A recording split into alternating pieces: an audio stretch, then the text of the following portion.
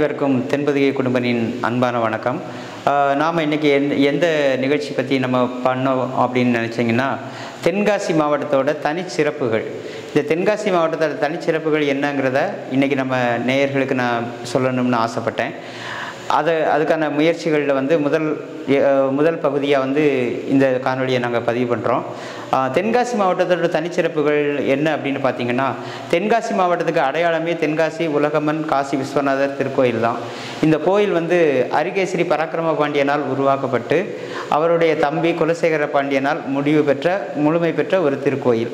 தமிழகத்தை ஆண்ட மூவேந்தர்களில் சேர சோழ பாண்டியர்கள் பல கோயில்களை கோபுரங்களை கட்டியிருந்தாங்க.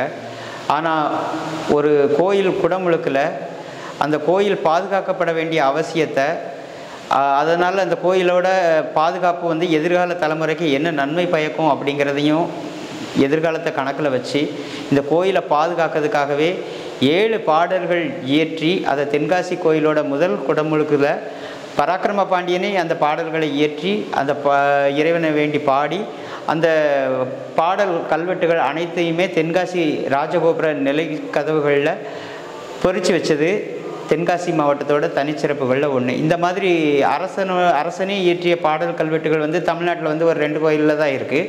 ஒன்று சிதம்பரம் நடராஜர் கோயிலில் ஒரு இடத்துல இருக்குது.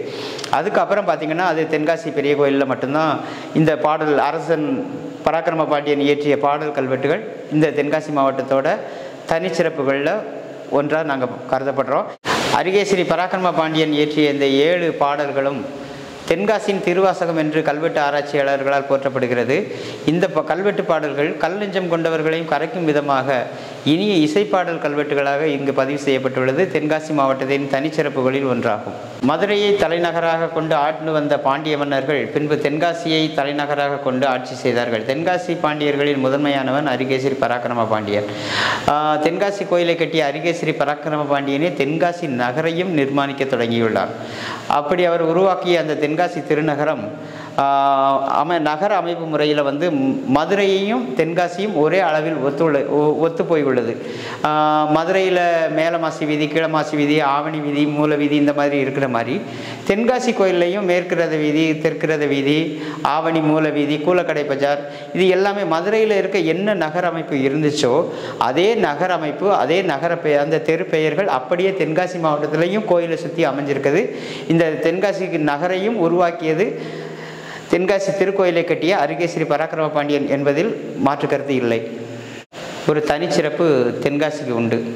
அது என்ன அப்படின்னா, தென்காசி திருக்கோயிலோட கோபுரத்தை நீங்கள் ஒரு 8 கிலோமீட்டர் இல்லைனா 7 கிலோமீட்டர் தொலைவில் இருந்தே இந்த தென்காசி திருக்கோபுரத்தை நம்ம பார்த்து வணங்க முடியும். அதுபோக இந்த தென்காசி திருக்கோயில் அமைஞ்சிருக்கிற அந்த கோபுரத்துக்கு நேர் வாசலில் இருக்க 1 கிலோமீட்டர் தொலைவும் சுவாமி சன்னதி தெரு அப்படிங்கிற பேரில் தான் இன்னும் அழைக்கப்படுது. இந்த 1 கிலோமீட்டர் நீளத்துக்கு ஒரு சுவாமி சன்னதி தெரு அமைஞ்சிருக்கிறது தமிழ்நாட்டிலேயே தென்காசியில் மட்டும்தான் ஒரு தனிச்சிறப்பாக அமைஞ்சிருக்கு. இதுவும் தென்காசி மாவட்டத்தோட சிறப்புகளுக்கு ஒரு தனிச்சிறப்பாக நாங்கள் பார்க்குறோம். தமிழ்நாட்டில் 2 கோயில்கள் தான் பெரிய கோயில் அந்தஸ்தில் இருக்குது அறநிலையத்துறையில்.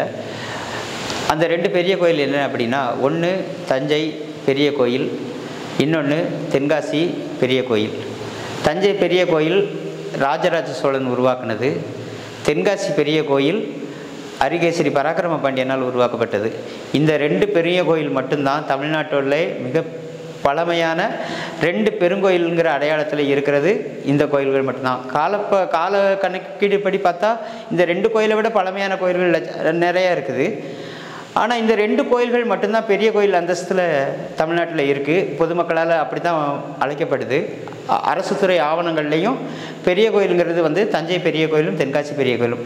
தஞ்சை பெரிய கோயில் ராஜராஜ சோழனின் படைப்பு என்றால் தென்காசி பெரிய கோயில் அரிகேசரி பராக்கிரம பாண்டியனின் படைப்பு. இது தென்காசி மாவட்டத்துக்கு கிடைச்ச தனிச்சிறப்புகளில் பெரிய கோயில் அந்தஸ்துங்கிறதும் ஒரு தனிச்சிறப்பு தான்.